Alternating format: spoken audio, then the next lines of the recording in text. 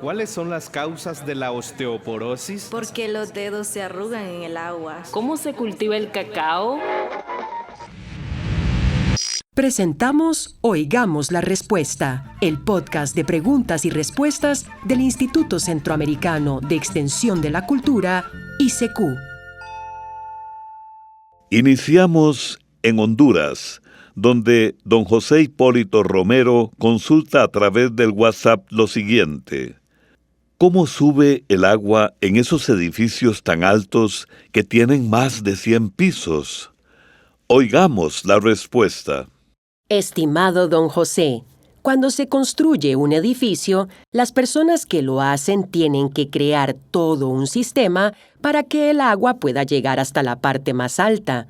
De hecho, es así como logran que todo el edificio tenga agua.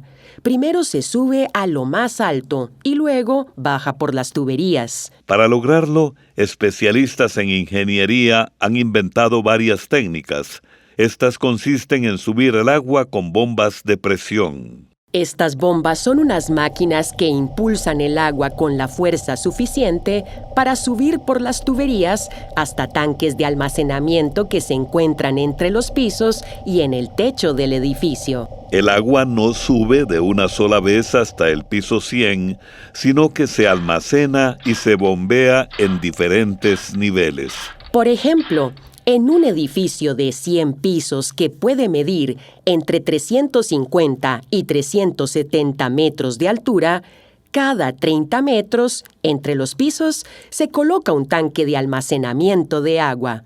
Entonces, los pisos que están debajo de ese tanque de almacenamiento reciben el agua así, y los que están más arriba reciben su agua de los tanques que tienen por encima e incluso por los tanques que pueden estar en el techo. Si le queda alguna duda, don José, quedamos a su disposición para aclararla. Saludos hasta Honduras.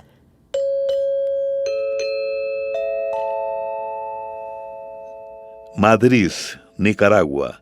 Se comunica con nosotros desde esa ciudad don José Luis Mairena González, quien pregunta: ¿qué puedo hacer para que un árbol de aguacate que se sembró por semilla y tiene más de 6 años dé frutos? Oigamos la respuesta.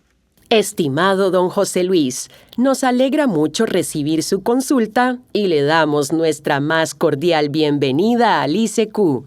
Es importante recordar que sembrar el aguacate por semilla no garantiza que vaya a dar frutos rápido ni de forma exitosa. De hecho, esta clase de árboles pueden tardar bastante en dar frutos, pero 6 años es tiempo suficiente si las condiciones del árbol y el ambiente son las correctas. Le vamos a dar algunas recomendaciones para que su árbol esté en buen estado y pueda dar aguacates. Primero, hay que observar si el árbol florece durante la época de floración, entre febrero y mayo. Si no da flores, es posible que al árbol le falten minerales como potasio o fósforo o que necesite tener más luz solar. Un árbol de aguacate debe recibir de 6 a 8 horas de luz solar directa al día, además de una buena ventilación. Si florece pero no da frutos, puede que haya exceso de agua o que el árbol esté sembrado en un clima que no sea adecuado para él. Si el árbol está en un lugar sombreado o rodeado de otros árboles, se recomienda podarlo cada tanto para que reciba más luz. También es necesario que el árbol tenga una buena fertilización. El aguacate necesita cantidades importantes de fósforo, potasio, boro y zinc. Por eso se recomienda aplicar fertilizantes con estos componentes, o bien algún tipo de compost acompañado de ceniza de madera para conseguir que la planta absorba los nutrientes necesarios. Envíennos sus preguntas al apartado 2948-1000 San José, Costa Rica. También nos pueden contactar al correo electrónico isq@isq.org o encuéntrennos en Facebook como Oigamos la Respuesta. ¿Sabía que un árbol de aguacate puede tardar entre 2 y 13 años en dar frutos? Si el árbol es injertado, tarda entre 2 y 4 años. Pero si se cultiva a partir de un hueso o semilla, puede demorar entre 5 y 13 años en dar fruto. Esto y más en Oigamos la Respuesta. Continuamos en Oigamos la Respuesta. Desde San José, Costa Rica, don Luis Alberto Agüero, a través del WhatsApp del ICQ, consulta lo siguiente: ¿cuáles alimentos contienen silicio? Oigamos la respuesta. Estimado don Luis, es un gusto saludarle y le agradecemos por su sintonía a través de Radio Nacional. Le contamos que dentro de los alimentos que contienen este mineral, silicio, se encuentran los cereales y granos integrales como la avena integral, la cebada, el arroz integral y los panes integrales.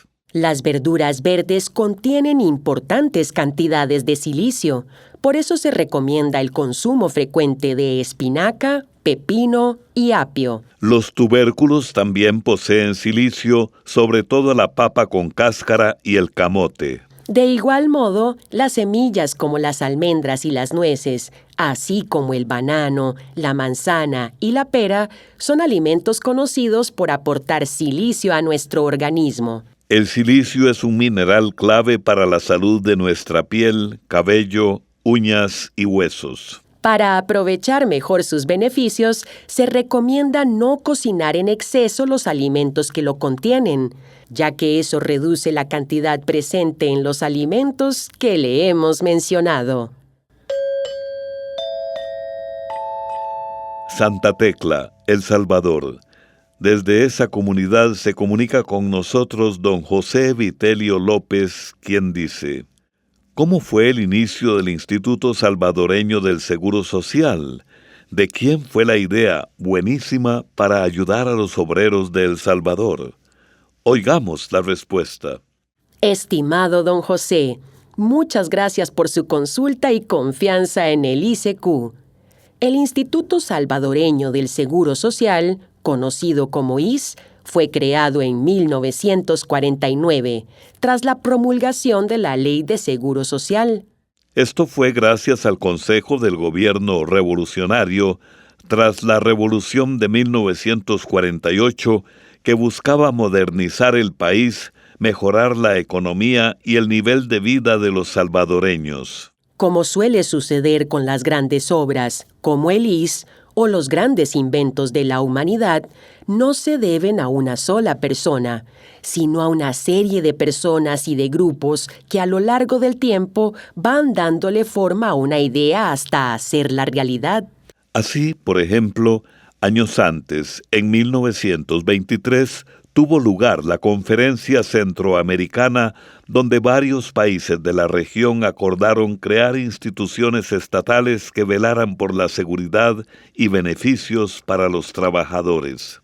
Estos, a su vez, fueron influidos por la creación de la Organización Internacional del Trabajo, OIT, que promovía la seguridad social a nivel mundial. Incluso, podríamos decir que los orígenes del sistema de seguridad social se remontan 200 años atrás en Alemania, que fue el primer país en crear un seguro social moderno que garantizaba los seguros contra enfermedad, accidentes, invalidez o vejez. Estas medidas luego se aplicaron en otros países de Europa y el resto del mundo para la protección a las personas trabajadoras.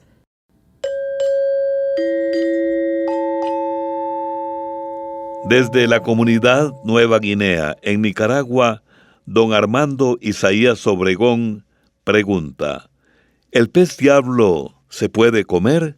Dicen por acá, donde vivo, que hay quienes se lo comen, pero yo tengo la duda de si es cierto. ¿Se puede comer? Oigamos la respuesta. Estimado don Armando, el pez diablo o pleco vive en aguas dulces poco profundas. Es originario del río del Amazonas y se comercializa como pez limpiacristales. Al pez diablo se le considera una especie invasora, ya que llegó a Centroamérica como una alternativa para limpiar algas de los acuarios. Pero las personas que manejan los acuarios empezaron a liberarlos en los ríos. Así fue como invadieron los ecosistemas o lugares donde vivían otras especies locales. Este pez sí es comestible y es una gran fuente de proteína de buena calidad, pero no se vende para el consumo humano por varias razones. La primera es que puede ser portador de enfermedades y parásitos. Cuando este pez busca alimento, remueve el sedimento del fondo y traga lodo. También porque el pez diablo podría habitar en drenajes o aguas contaminadas que contienen organismos dañinos para el ser humano. Además, el pez diablo acumula rápidamente en su cuerpo metales pesados, como el mercurio, que están en las aguas donde vive. Este tipo de metales son muy dañinos para el ser humano, ya que pueden provocar enfermedades y afectar los órganos internos como el hígado y los riñones. El contenido de mercurio en los peces depende del lugar donde crezcan. En ciertos ríos más limpios es posible consumir pez diablo sin complicaciones. Por ejemplo, se analizó el contenido de mercurio de peces diablo en el río Grijalba en el sur de México. Se encontró que el contenido de metales pesados en los órganos de los peces no sobrepasaba el límite máximo permitido. Pero no se puede afirmar que el consumo del pez diablo sea seguro para los seres humanos siempre, porque el contenido de mercurio y la calidad del agua cambian dependiendo de la región donde el pez habite. ¿Sabía que un tifón es lo mismo que un huracán? La única diferencia está en el lugar donde se producen. Si se producen en el Mar Caribe, se les llama huracanes. Si se forman en el Océano Pacífico, se les llama tifones. Esto y más en Oigamos la Respuesta. También pueden contactarnos a través de un mensaje de WhatsApp al teléfono código de área 506, número 8485-5453, o háganos sus preguntas al teléfono código de área 506, número 22 25 52 38, o al número 22 25 53 38. En el ICQ estamos listos para recibir sus preguntas, pero también estamos listos para recibir sus saludos. Comuníquense al WhatsApp oficial, código de área 506, número de teléfono 84 85 54 53. El señor Magdaleno Hernández Benítez nos escribe al WhatsApp del ICQ desde Cabañas, Honduras, con la siguiente pregunta. Desde hace mucho tiempo vengo escuchando las comparativas que hacen entre Honduras y Costa Rica y se sitúa mejor Costa Rica que Honduras. Entonces, ¿por qué la moneda de Costa Rica está tan devaluada respecto a la de Honduras? Oigamos la respuesta. Muchas gracias, don Magdaleno, por su pregunta. Lo primero que debemos comprender es cómo medimos el valor de una moneda. En nuestras economías centroamericanas utilizamos el dólar estadounidense como referencia. Esto se conoce como el valor nominal. En el año 2026, para comprar $1 se necesitan 25 lempiras, mientras que en Costa Rica se necesitan 500 colones. Puesto así, parece que está mucho más devaluada la moneda costarricense. Pero lo que tenemos que entender es que este valor nominal no significa que un país sea más rico o pobre. En realidad, lo que significa es que los países escogieron diferentes escalas para medir lo mismo.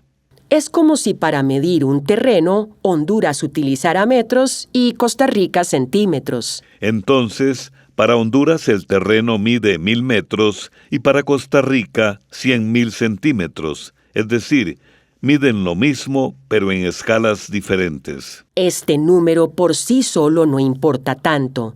Lo que realmente importa es el poder de compra, es decir, cuánto puedo comprar con la moneda que tengo. Ahora bien, para medir la fortaleza de las monedas hay que tener en cuenta muchos aspectos económicos como los salarios, la inflación, que es cuando suben mucho los precios, la entrada de dólares en el país debido a las exportaciones, al turismo y a la inversión extranjera.